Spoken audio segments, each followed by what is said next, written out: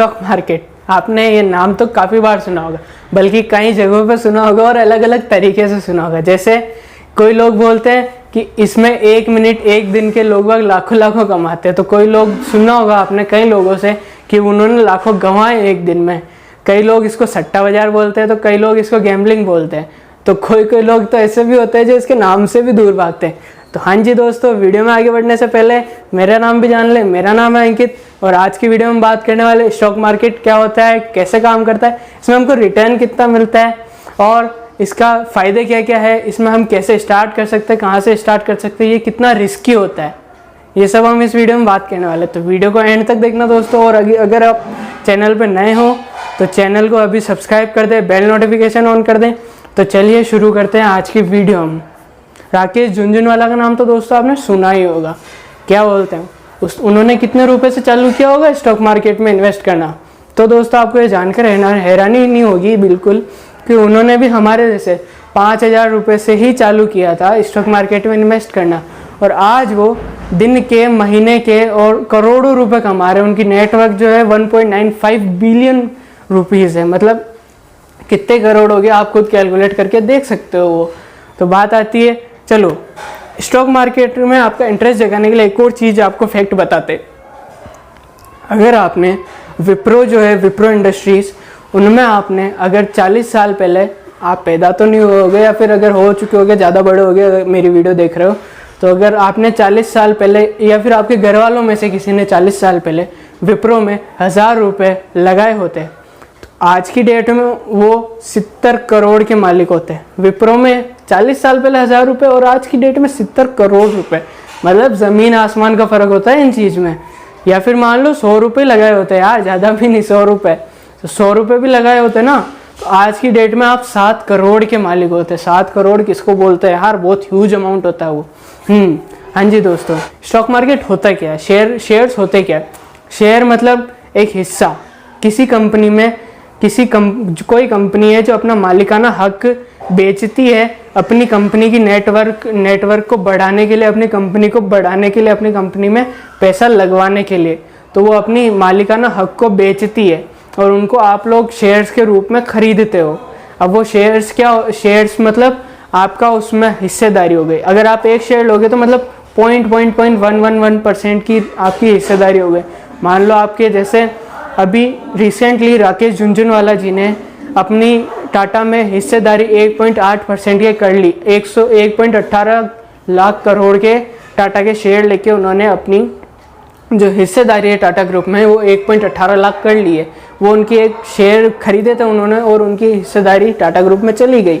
ऐसे आप भी किसी भी कंपनी के शेयर लेके अपनी हिस्सेदारी आप उसमें ले सकते हो, जैसे मतलब को ओनर बन सकते हो उस कंपनी के। और अगर आप उस कंपनी में को ओनर बनने जा रहे हो तो आप तो ऐसे तो बनोगे नहीं, आपको कुछ ना कुछ तो आपको सोचना पड़ेगा ना, समझना पड़ेगा किसी इंडस्ट्री में इन्वेस्ट करने से पहले कि हम इसमें क्या इन्वेस्ट करें, कितना इन्वेस्ट करें और कैसे इन्वेस्ट करें। तो दोस्तों आगे तक बने रहना वीडियो में। अब बात आती है दोस्तों कि हम ये स्टार्ट कैसे करें, इसको हम स्टार्ट कैसे कर सकते हैं, कैसे हम किसी जो शेयर खरीदने हमको वो हम कहाँ से खरीदे, कितने में मिलेंगे हमको। अगर दोस्तों आपको शेयर मार्केट में इन्वेस्ट करना है तो आपको सिर्फ इन 2 ऐप की मदद से आप इन्वेस्ट करना चालू कर सकते हो, मतलब ट्रेडिंग करना स्टार्ट कर सकते हो। ज़ेरोधा और अपस्टॉक्स, आप इन दोनों में, इनका मतलब फॉर्म का चार्ज होता है 200 और ज़ेरोधा का होता है। और अब अपस्टॉक्स ने भी 300 उसका चार्ज लगा दिया, जिसकी वजह से आपको उनमें जो आपकी ब्रोकेज रेट होती है, ब्रोकेज रेट जो उनको देना पड़ता है वो आप नहीं देना होगा आपको, और आपका इंक्लूड उन 300 रुपीज़ में हो जाएगा। और जब आप इन पे अपना अकाउंट डिटेल और ये सब डाल देते हो तो फिर आप ऑनलाइन अपना जो होता है शेयर मार्केट का इन्वेस्टमेंट वो आप कर सकते हो। अब इनके लिए डॉक्यूमेंट क्या क्या चाहिए होता है, तो आपको एक अपना आधार कार्ड, पैन कार्ड और आपको आपका बैंक अकाउंट होना चाहिए और एक थोड़ा बहुत अमाउंट भी होना चाहिए, तभी तो आप कोई ले पाओगे ना यार।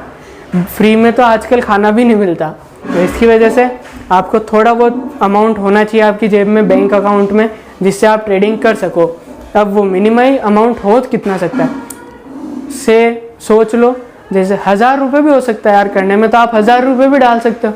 1,000 रुपये में भी आप बहुत सारी कंपनीज के स्टॉक खरीद सकते हो। कोई पेनी स्टॉक्स जिसको बोलते हैं, छोटे स्टॉक्स, वो आप खरीद सकते हो। कोई 15, 16, 1, 2 रुपए का भी होता है, पर उनमें रिस्क बहुत ज़्यादा होता है। ये बात होती है सबसे बड़ी बात कि उनमें रिस्क बहुत ज़्यादा है। आप पेनी स्टॉक्स तो ले लोगे पर वो कंपनी बढ़ी नहीं तो, और रिस्क तो बड़े वालों में भी होता है। क्या पता वो जो एक कंपनी बढ़ती जा रही 1000 पे, जैसे अभी हुआ था IRCTC की कंपनी जो थी, उनका जो 6000 रुपये चली गई थी रेट, और वापस दिन तक उनकी 4000 रुपये ले गई थी। ये भी हो सकता है, नुकसान में भी जा सकते हो आप। ऐसा नहीं है कि आप इसमें सिर्फ प्रॉफिट में ही जाओगे।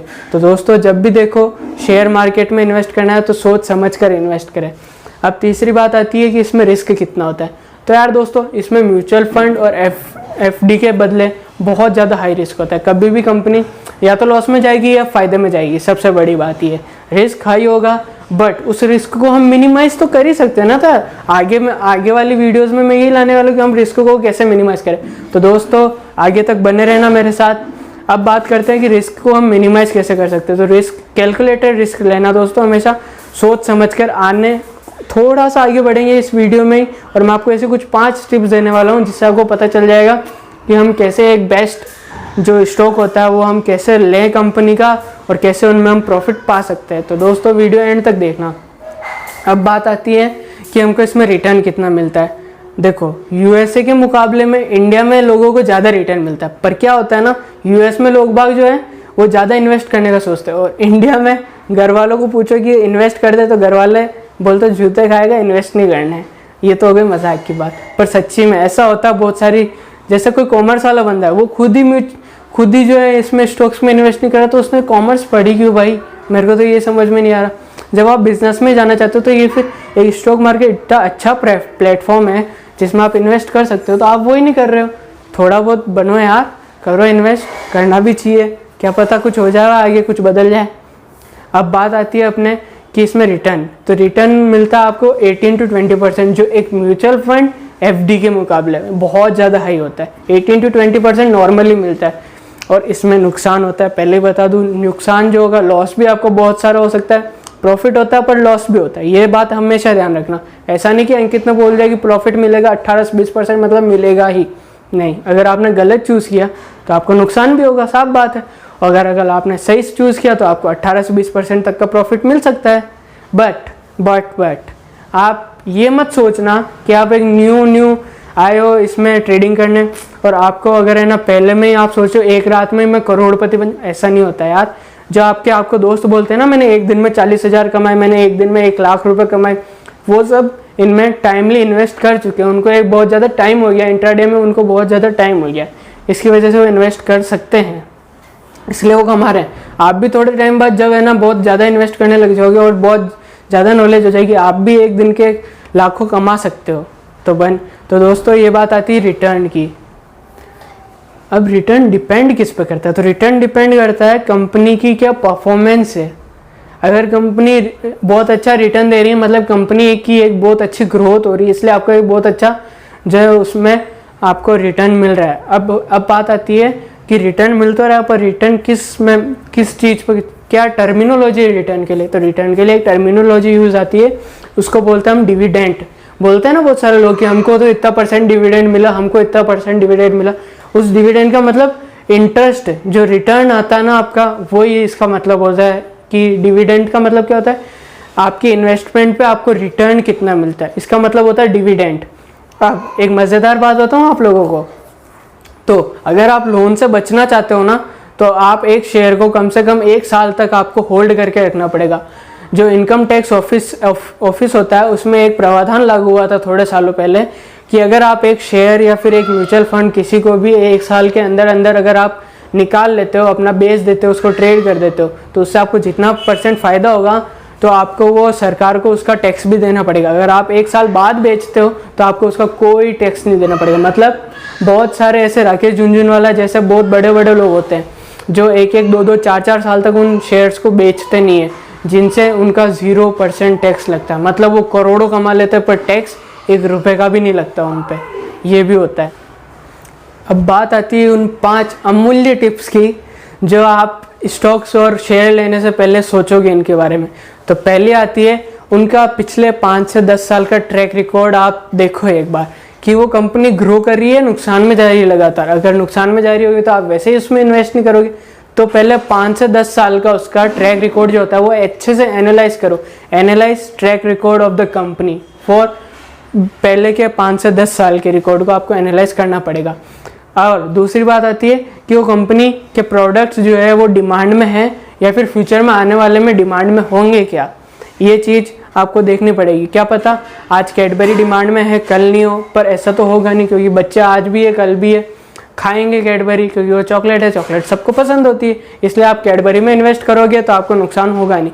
पर ऐसे ही आप कोई सी ऐसी कंपनी है जिसमें लग रहा है कि आज है कल नहीं होगी, या फिर कल है और कल ही ख़त्म हो जाए क्या पता, तो उसमें आपको इन्वेस्ट करने से बचना है। तो आपको पिछले 5 से 10 साल के, मेरी एडवाइस तो ये है, पिछले 5 से 10 साल के आप उसके जो ट्रैक रिकॉर्ड है वो देखिए। और अभी आप देखोगे कहाँ पे, पर यार मैंने तो बोल दिया आप देख लोगे, पर आप देखोगे किधर? सिंपल सी बात है, गूगल पे जाना, उसका ट्रैक, कोई भी कंपनी XYZ, जैसे MRF हो गया, MRF के पिछले के आप ऐसे डालना कि MRF पिछले 5 साल के ट्रैक रिकॉर्ड ऑफ MRF डाल देना, पिछले 5 से 10 साल की जो भी ट्रैक रिकॉर्ड होगा उनका वो सब आ जाएगा। सेकंड पॉइंट आता है आपका always check management of the company, कि उस कंपनी में हम पैसा तो लगा देंगे पर उसका मैनेजमेंट भी तो अच्छा होना चाहिए। अब फॉर एग्जांपल ये कुछ है ना, लव मैरिज और अरेंज मैरिज वाला फंड आ गया। लव मैरिज में क्या होता है, लड़का लड़की राजी तो क्या करेगा काजी, यही होता है ना, लड़का और लड़की दोनों शादी कर लेंगे उनको किसी को। पर अरेंज मैरिज में क्या होता है, लड़के का घर देखते हैं, परिवार देखते हैं, उसकी बैंक बैलेंस देखते हैं, उसका बैकग्राउंड सब देखते हैं उसमें, कि मतलब सब है तो परफेक्ट ना वो, तब जाके होता है कुछ। ऐसे ही आपको शेयर मार्केट में भी करना है, आपको उसका पूरा बैकग्राउंड चेक करना है कि उस पर कोई स्कैम में इन्वॉल्वमेंट तो नहीं है उसका, कि पता चले पिछले कुछ कोई स्कैम हुआ हो जिसमें वो इन्वॉल्वमेंट हो उसकी, तो उस स्टॉक में अपन इन्वेस्ट नहीं करेंगे। क्या पता ही अपना लोन टाइम पे नहीं दे रहे हो तो इसमें इसकी वजह से वो नुकसान में भी जा सकती है कंपनी, तो ऐसी कंपनीज में भी अपन स्टॉक इन्वेस्ट नहीं करेंगे। उसके जो एम्प्लॉयज़ है, उसके वर्कर जो है वो प्रॉपर डिसिप्लिन में वर्क तो करते हैं ना, ये भी देखना तो बहुत बड़ी बात है, बहुत इंपॉर्टेंट है।